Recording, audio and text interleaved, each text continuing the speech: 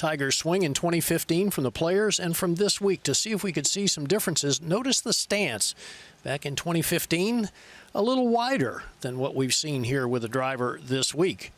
The other thing I noticed was a little more spine tilt back in 15. You can see the upper body tilted back a little bit more. He's a little more centered now, a little more straight up and down. Backswing very similar, taking the club back low, trying to get plenty of extension.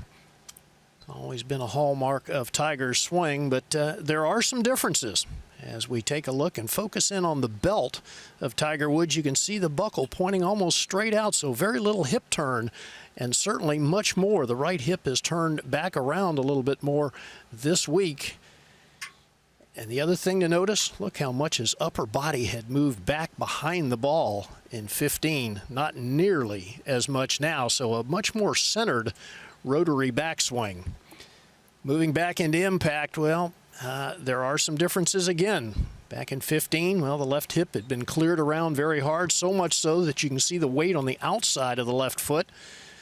And this week, well, look at that left foot.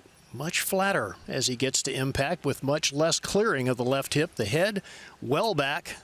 In 15, a little bit farther forward, so moving the upper body forward a little bit better this week. As we move into the finish, well, a couple of things to look at. One is the balance. Again, that left foot, a totally different look this week, much more balanced, and what I really like, David, a little less curvature in the back at the finish, more straight up and down.